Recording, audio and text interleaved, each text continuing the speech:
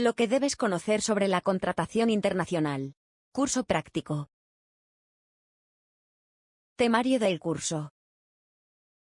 Tema 7. La Lex Mercatoria. La Lex Mercatoria es un conjunto de principios, costumbres y prácticas del comercio, así como los modelos de los contratos propuestos por las organizaciones o asociaciones, que sirven como la base para los derechos y obligaciones contractuales entre las partes.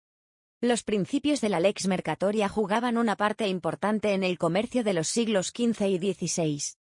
El término nació en los tiempos medievales, cuando surgió la necesidad de regular las relaciones contractuales entre los comerciantes de diferentes países. Actualmente, la Lex Mercatoria se define como el conjunto de los principios del comercio, que tienden a unificar y armonizar la legislación nacional, y pueden ser representados por los usos y costumbres del comercio internacional, los Incoterms, los principios UNIDROIT, y los modelos de contratación.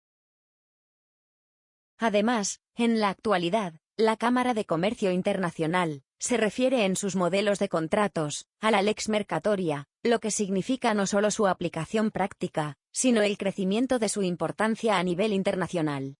Sin embargo, los principios de la Lex Mercatoria son muy teóricos, y es bastante complicado aplicarlos en la práctica, de forma aislada. Los principios más importantes de la Lex Mercatoria son: Pacta sunt servanda.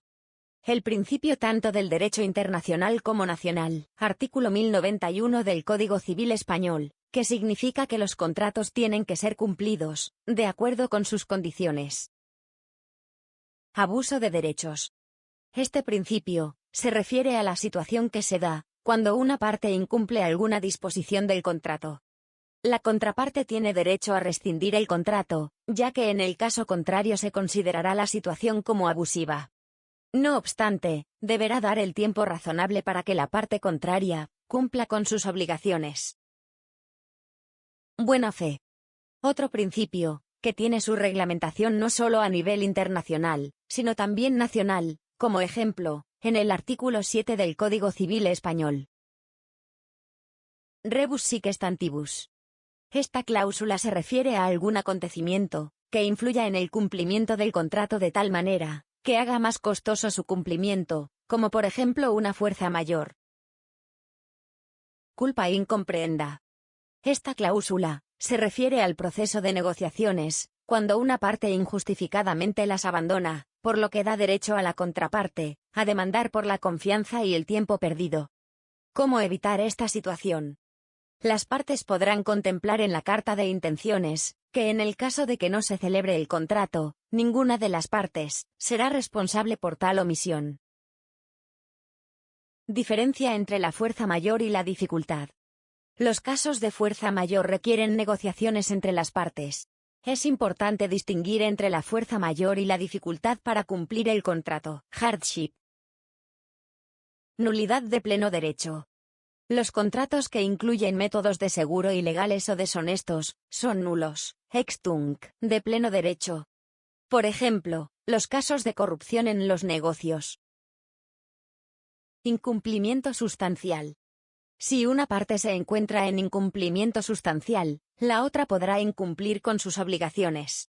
Por ejemplo, en el caso del impago de la primera entrega por el comprador, el vendedor tiene derecho a no suministrar el resto hasta que reciba el pago. Entidades públicas. Las entidades públicas no pueden referirse a la falta de capacidad o autoridad para eludir la ejecución del contrato, y tienen que cumplir con sus obligaciones. El oro como sustituto del medio de pago. El oro puede sustituir el método de pago para evitar fluctuaciones monetarias, aunque es preciso recordar que en el caso del pago con oro o petróleo, se considerará la operación como permuta. El silencio. El silencio se considera igual al consentimiento. Este principio solo se acepta por la práctica de contratos de comercio internacional, y nunca en la contratación civil. Principio de salvación. El principio de salvación significa que la invalidez de cualquier artículo del contrato no implicará la invalidez del contrato entero. Diligencia debida.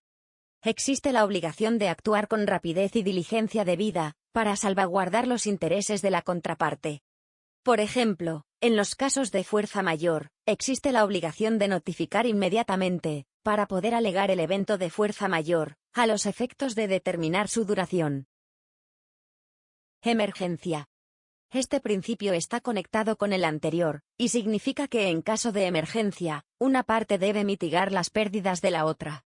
No obstante, es poco probable que el tribunal declare que en el caso de que la otra parte haya actuado con mala fe, y haya causado tal situación excepcional, el manifestante seguirá siendo responsable de mitigar las pérdidas de la contraparte. Por ejemplo, el caso de una avería gruesa, donde una parte no arroja totalmente las mercancías al mar, si es suficiente hacerlo parcialmente, para evitar el daño de la pérdida total de la carga. Criterio del juez. Otro principio permite al juez clasificar el contrato según sus propios criterios, a pesar de lo indicado en el apartado de las definiciones del contrato. Indemnización. La indemnización por incumplimiento está limitada a la cuantía previsible. La lex mercatoria es una de las fuentes aplicables en la actualidad a los contratos internacionales, al igual que lo son los tratados y las leyes locales. No obstante, se trata de una fuente especial, pues ha sido desarrollada por los comerciantes, sin intervención estatal. Alrededor de la lex mercatoria, se han planteado diversos e intensos debates en la doctrina, que van desde el cuestionamiento de su existencia, en un extremo, hasta el punto de llegar a ser considerada como un ordenamiento jurídico autónomo, en el otro. Pero lo cierto es que se utiliza con frecuencia, en el mundo arbitral. Un primer escenario para tratar es aquel en el cual las partes en ejercicio de la autonomía de la voluntad definen que la ley aplicable a su contrato es la lex mercatoria. En estos casos, el juez debería apartarse de la ley local y aceptar la voluntad de las partes. Sin embargo, no puede descartarse la posibilidad que el juez considere el uso de la ley local en base a su criterio. Un segundo escenario sería aquel en el que las partes no pactaron ley aplicable alguna al contrato, pero el juez aborda este análisis al momento de resolver el conflicto de leyes típico de las relaciones internacionales. La aplicación de la lex mercatoria por los jueces nacionales de un país concreto no es evidente, ante la existencia de vacíos en la legislación interna. Ahora bien, en la medida en que la lex mercatoria representa en gran medida el dinamismo de las relaciones comerciales internacionales, su reconocimiento y correcta aplicación genera beneficios para todos los que celebran un contrato internacional.